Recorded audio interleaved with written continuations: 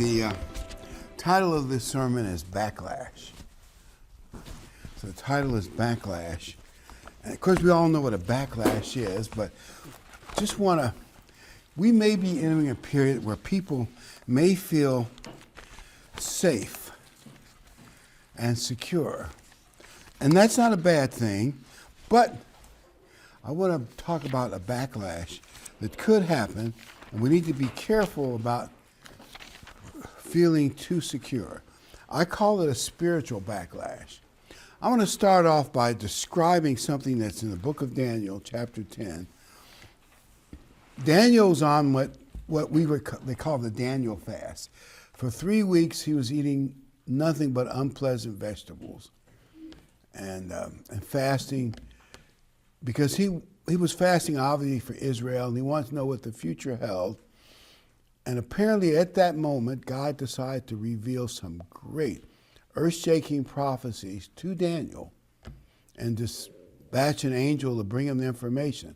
But when the angel was coming, to earth, the angel, the demon, or high-ranking angel, I'll call him an evil prince, who really ran the Persian Empire, blocked him. By the way, when you go to Ezekiel 28 and Isaiah 14, other scriptures that you probably know well, it talks about the king of Tyre. And then it switches to Satan, who was in Eden. And you realize the kings of Babylon and Tyre and some of these other empires are really run by spirits. Even the message to the 7 angels is directed to the angel of the church, not the pastor. Just a thought. The point I'm getting at is the spirit world runs a lot of things, but they're in a dimension that we can't see, we can't feel it, but we can maybe sense it.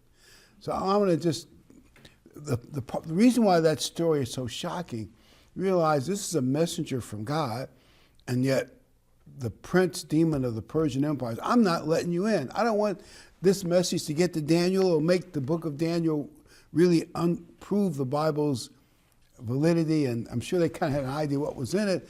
And he fought with them. I assume there's more than he had assistants helping him for 3 weeks.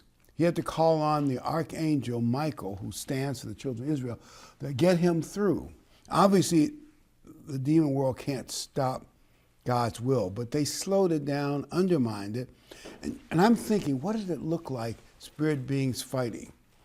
I keep thinking of energy weapons like laser swords, but whatever it looked like, some kind of spiritual battle. So when he finally gets to Daniel, he said, from the day you first started praying, I was dispatched to you, but I was held up by the prince of the Persian Empire, meaning a spirit being. And Daniel, you're a man much beloved by God, which is quite a wonderful thing to hear. And then he tells Daniel, now that he's given them the message and strengthened Daniel, he says, I've got to fight my way back out.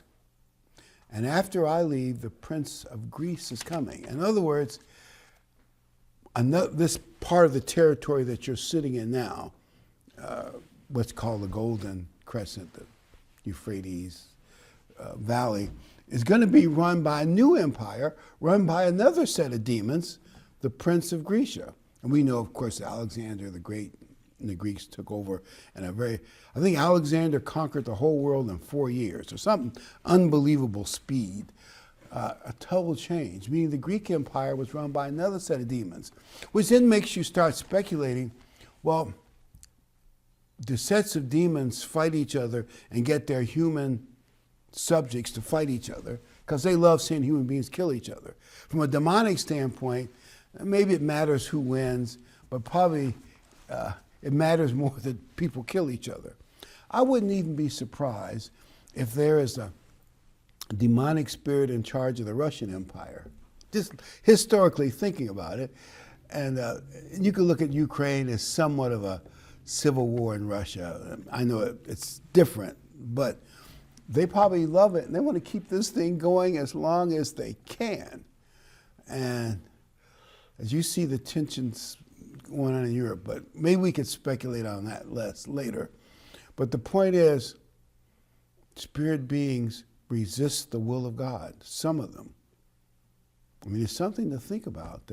Some demons, as the 12 disciples found out when some they couldn't exorcise easily, Christ said, yeah, some of them are meaner and more determined than others. And it's just something to think about. And it's troubling to think about powerful spirit beings. And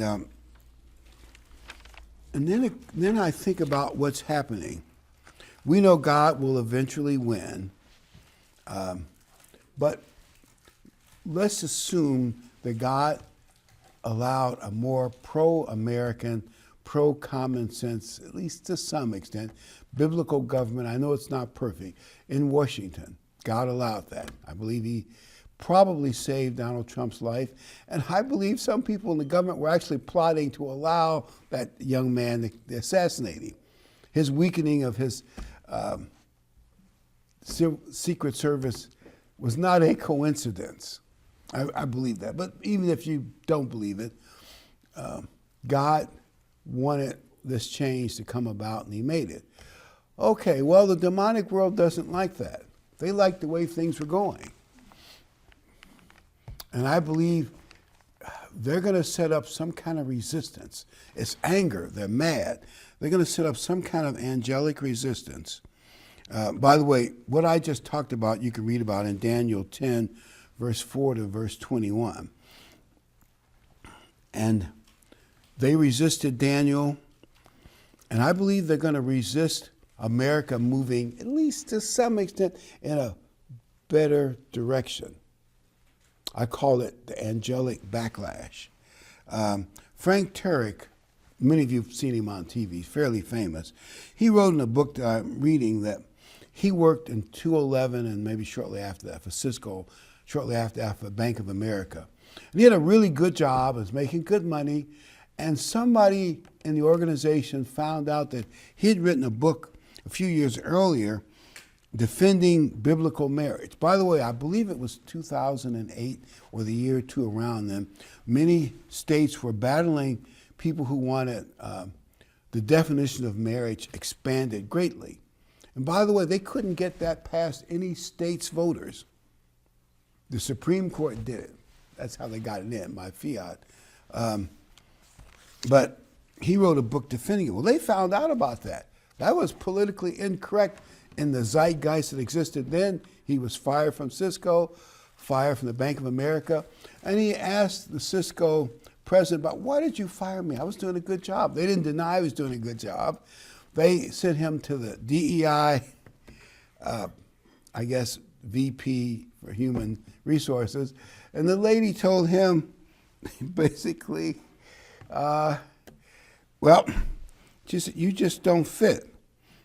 You just don't fit our diversity. And basically he found out that inclusion, tolerance, and diversity, what it really meant, here's what he said he learned from what it really means.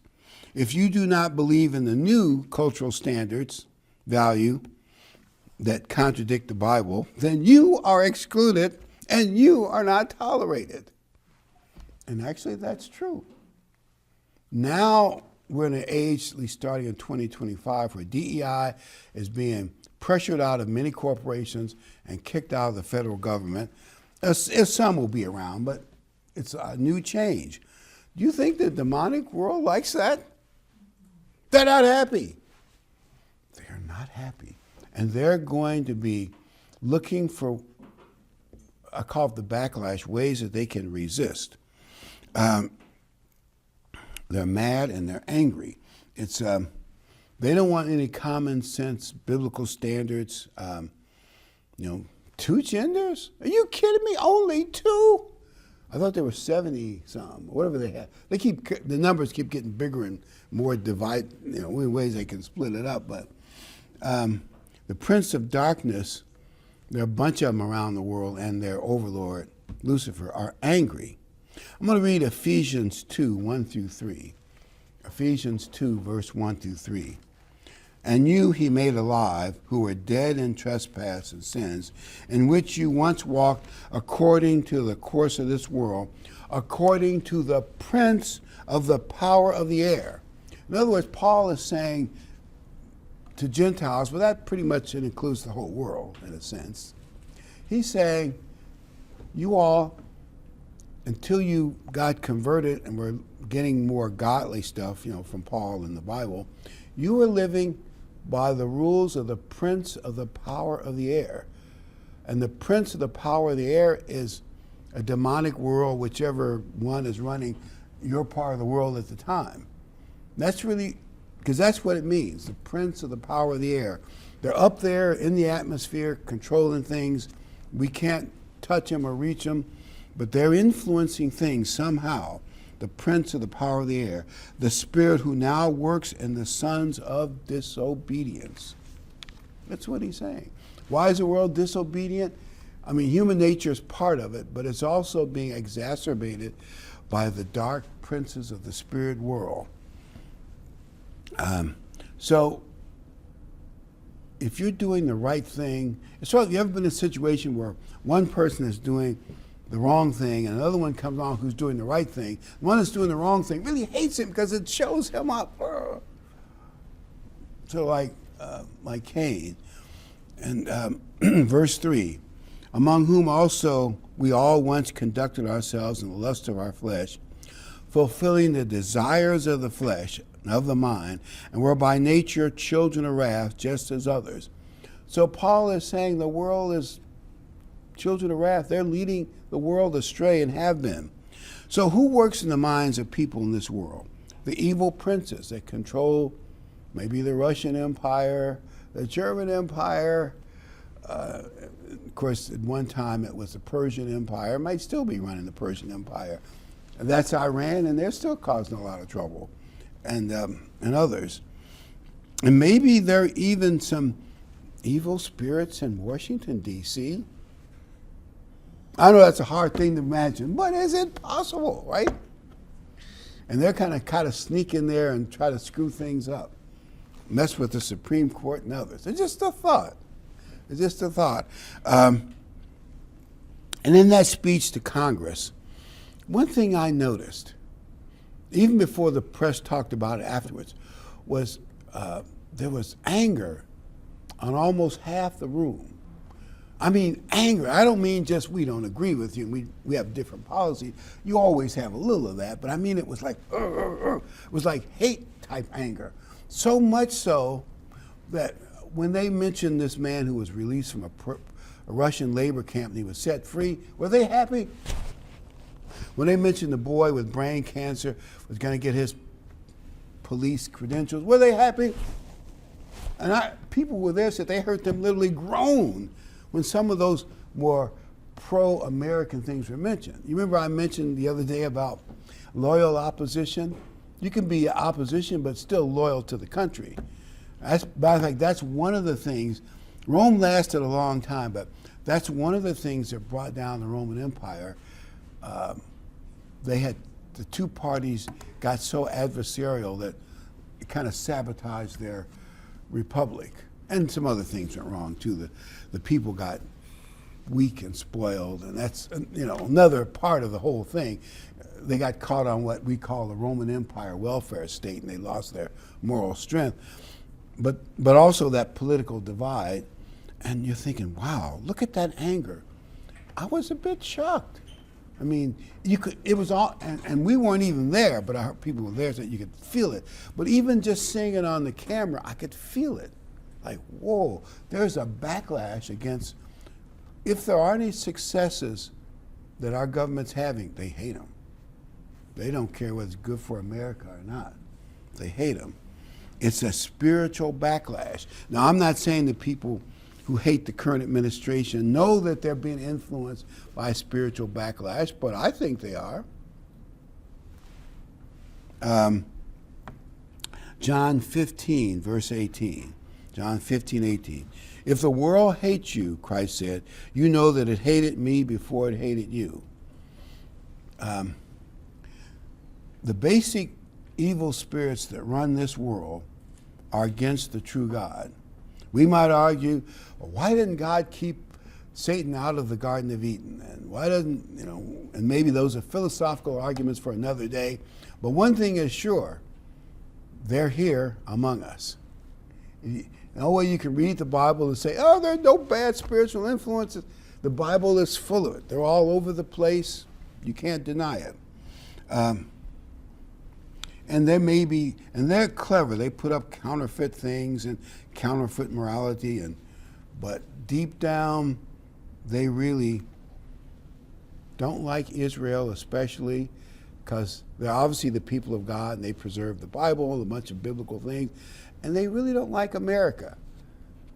I know that you probably, being in America, you maybe don't sense it so much, but you go overseas, and Europe is coming out more out in the open about anti-Americanism recently, but don't you feel there's a spiritual backlash?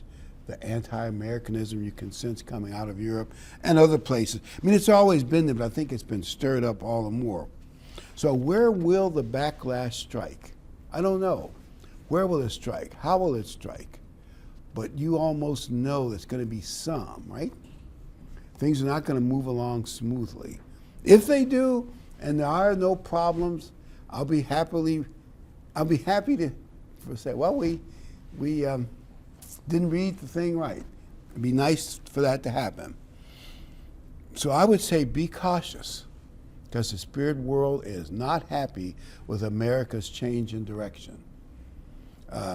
Verse 19, if you were of the world, this is Christ in the Last Supper talking to his disciples, if you were of the world would love its own. Yet because you're not of the world, but I chose you out of the world, therefore the world hates you.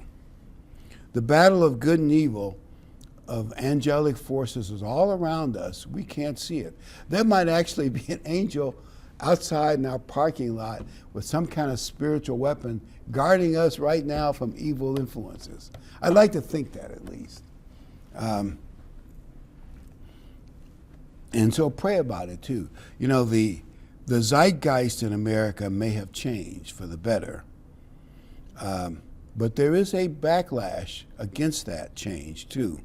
There are angry spirits who want to sabotage to whatever extent they can.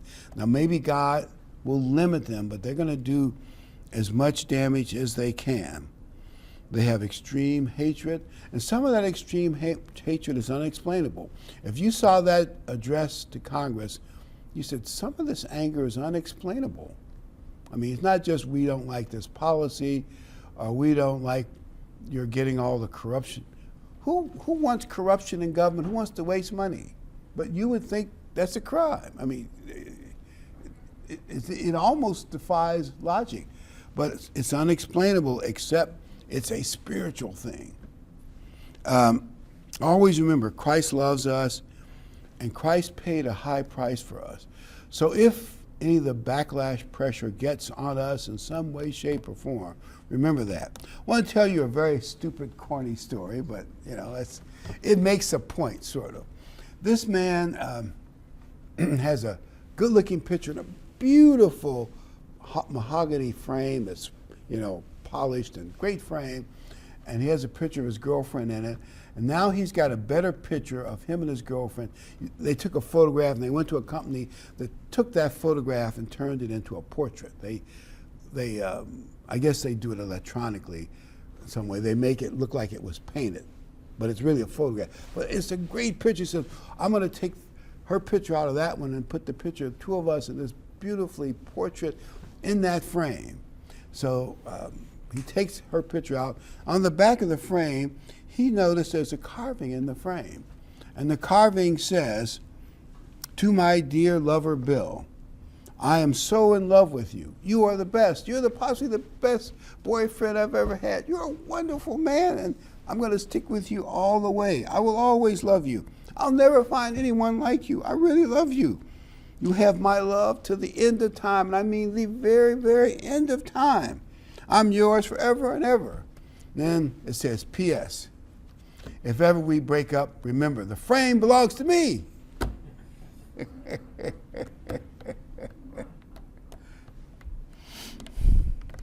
Well, that's the way of the world. You know, we love you until we don't. You said something I didn't like, you stand for something I didn't like, and like Terry found out in the beginning, that beginning story I told you, Frank Terry, yeah. We loved you until we found out that you weren't going along with what we wanted. But what we need to remember is that Jesus Christ is behind us. Some people in some of those extreme prosperity gospels say, God will never let you suffer. The Bible doesn't really support that. I mean, he might, because it might make you stronger in some way that's important to God. So all I can say is, if something comes your way and you're suffering for whatever reason, remember, God is with us. If you get caught up in some backlash, maybe some relatives are mad at you because you voted for Trump, and there's some people, I'm surprised at their attitude, but one of my aunts through marriage had a real terrible comment to say about the current president, but I just passed it off. I won't go into it. But if they're really mad at you, remember, Christ loves us, no matter who puts pressure on you. Romans 8:38. For I am persuaded that neither death nor life, nor angels, nor principalities, nor powers. And when he says principalities or powers, he means way up there, like the prince of the Persian Empire, the prince of the Greek Empire, the prince of the Roman Empire. And who knows what evil forces hang around even nice places like our media and Hollywood and, very influential people. They may be under spiritual pressure. We and they can't see it. But anyway, nor things present, nor things to come, nor heights, nor depths, nor any other created things shall be able to separate us from the love of God which is in Christ Jesus our Lord. So remember, no matter what happens, nothing can separate us from the love of God. Even if you suffer, have a financial problem, health problem, or maybe close relatives put the hammer on you, or whatever may happen to you, just remember, God is for us. God paid a very, very high price for us, and he is for us. He's going to be with us. Don't worry about it too much. So what about us? So what do I recommend for us in this age where there will be some sneaky backlashes, and some may be subtle, kind of like catch people off guard when they think they're safe, kind of jump on them from behind. So I have two recommendations. Number one, stay close to the church like a defensive circle. Like if you've ever watched, not that I'm expert, but from people I've talked to, and an example of Christ, you always watch chickens. If they think there's a fox or a chicken hawk nearby, they run under the wings of the mom, and they run under some bushes to hide from the hawk.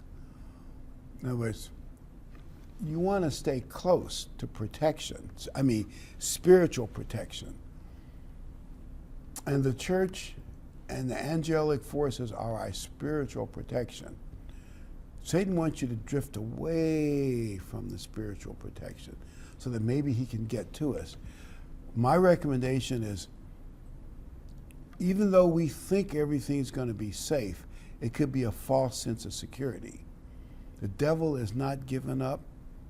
I'm not saying when, where, and how bad things will happen, but I would just say be cautious, stay close to safety. Or like a wagon train, in those days, when the wagon train was under any attack, they would circle, you've seen them, and everybody would get out their guns and whatever. But the point is, that defensive circle, you want to stay close to a spiritual shield. The shield is over us to protect us from evil spiritual forces. And they can come from all kind of places. Like, remember when Job was under spiritual attack? Even his wife said, Job, you ought to curse God and die. God has forsaken you, you're bad, just curse God and die. So he had no support. No matter what happens to you, you want to stay close to the church, stay close to God, keep that spiritual protection between us and the evil spiritual world, which I guarantee you is not gone, even though maybe we're moving in a better direction, at least for a while. Because if you're too relaxed, if you're too open, like, I wouldn't have to worry about anything, not having your defenses up might lead us open to more spiritual harm. Romans 12, verse 2. Romans 12, 2. So if you think you're safe, Romans 12, 2. Do not be conformed to this world, but be transformed by the renewing of your mind, that you may prove what is the good and acceptable and perfect will of God. In other words, you know that this world is off. Even the nicer things in this world cannot be 100% trusted. Because I imagine that Satan will try to undermine the new administration from within too, where he can. I mean, at least he did that the first time, and why would he not try it again? Maybe he has to be a little more careful this time, but the point is that you don't want to go with the world. And the more we are with the Bible and with God's church and think about things, the more we can stay separate from worldly influences. And worldly influences are under the direct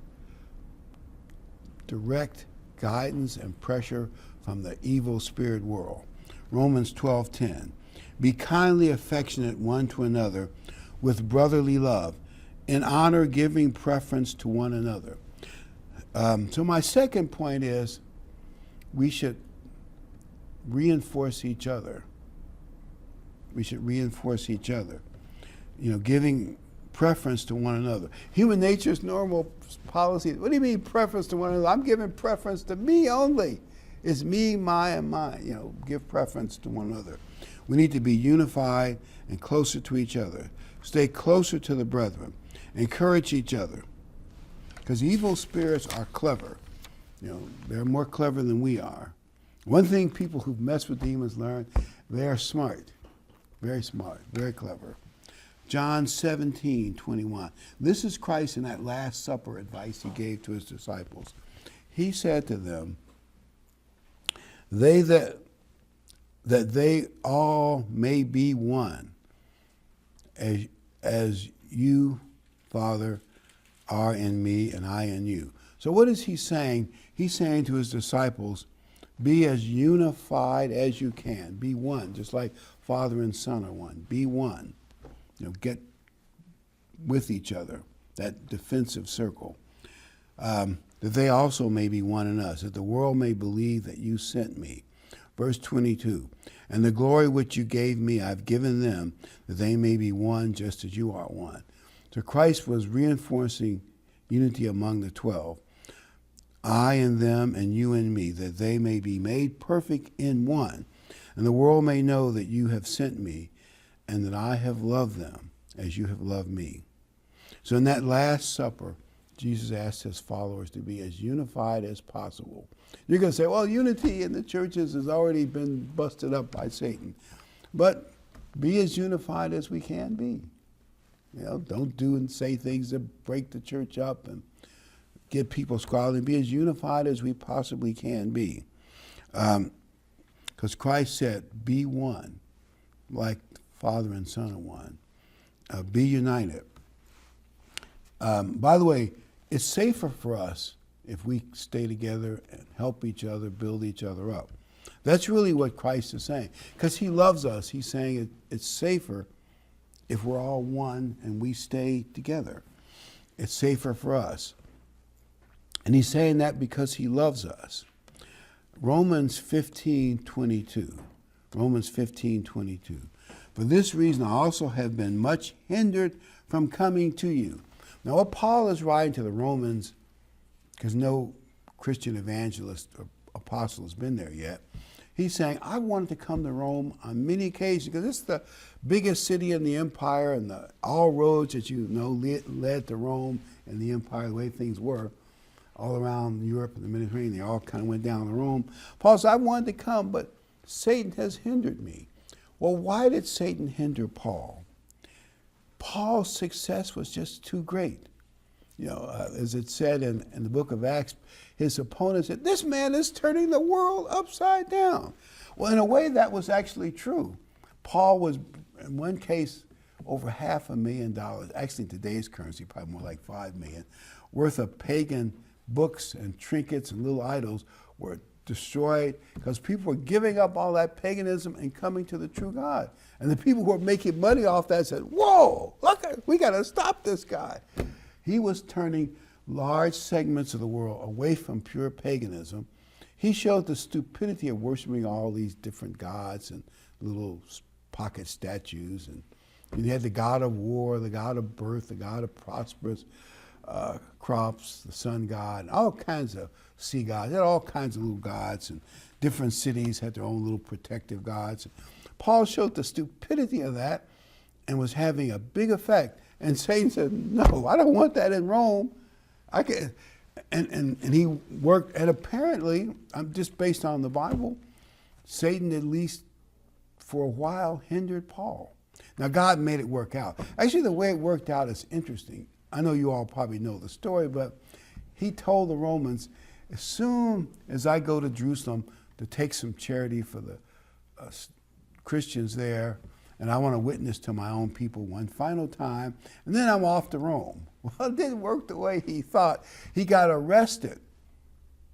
It's a great story you can read about in Acts 21, 22, 23, 24.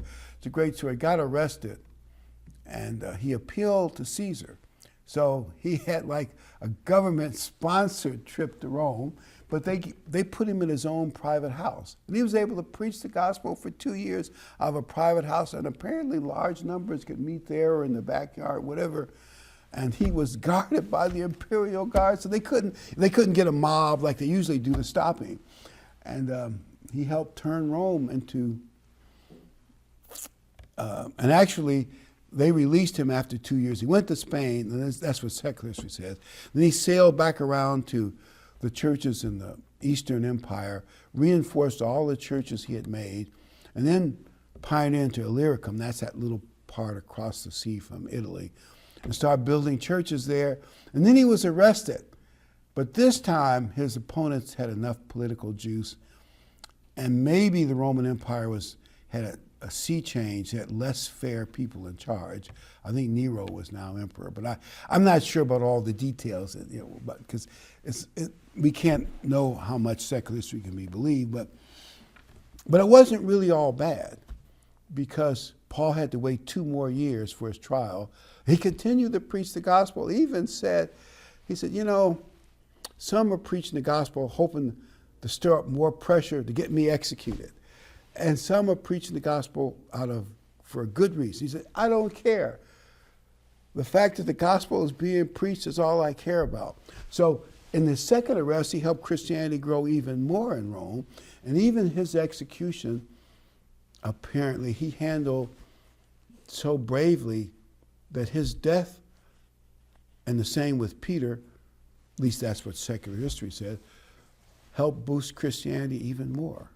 It's weird. You would think the opposite. And his enemies thought the opposite, but it actually backfired. So he got a trip to Rome, built the Roman church, and eventually, now Christianity had a lot of problems and was co-opted with some false things. But it got to be such a powerful force that Constantine felt he needed Christianity to rule the empire.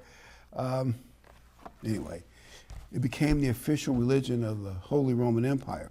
The point I'm getting at is Paul was hindered by Satan, had a backlash against Paul's success. But in the long run, God's will was done. And even in the case of Daniel, though they delayed the message, when you look at the book of Daniel, everything Daniel predicts from that point, the last 6 chapters of Daniel, or 7, whatever it is. Anyway, everything that Daniel predicted came true with like machine-like accuracy. So much so the critics say, there's no way that Daniel 2 or 3 centuries in advance knew about the Greek Empire. It wasn't even an empire.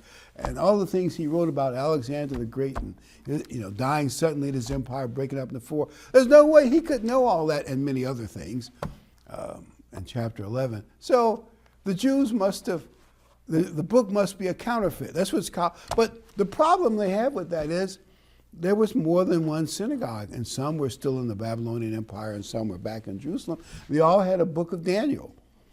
I know today it would be harder because there are millions of copies of the book of Daniel, but they would have to go back every 50, 60 years. We got to update Daniel some more because our counterfeit isn't working.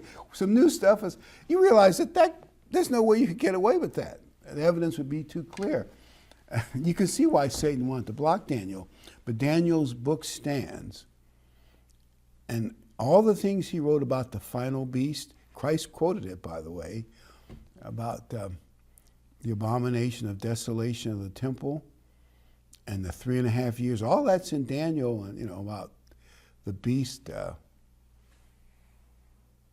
he won't be attracted to women. He's probably going to be some kind of pervert. But everything in there, history seems to have backed up.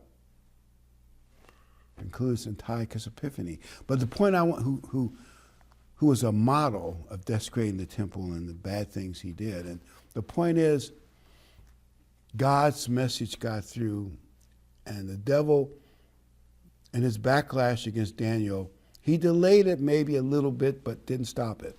Same with his backlash against the Apostle Paul. He may have delayed Paul a decade or so, but he didn't stop it. And actually, the way it worked out, at least in the case of Paul going to Rome, it's even better. He got 4 years in Rome under imperial guard. They couldn't touch him, you know what I mean? So it worked out. So right now, I look at what's going on in Europe, and I think there's some kind of backlash against the American government wanting fair trade. The way they talk about the tariffs like it's an attack, but really it's a negotiation to try to get fair trade, protect American factories, which, we got the Rust Belt. That means, it's interesting. In World War II, the Germans were having a discussion as they were losing the war, and American airplanes were just blanketing their skies. And they said, what are we going to do about Detroit? Many of these planes and tanks, which we're also giving to the Russians as well, are made in Detroit. They got like 2-mile assembly line in the fort, if you ever seen it, bringing out it was like a B-24 every minute or whatever the details were, and a tank every 30 seconds. But you've seen it. And the Germans said, what can we do? I mean, the only thing they could do is try to up the U-boats, but that was limited success.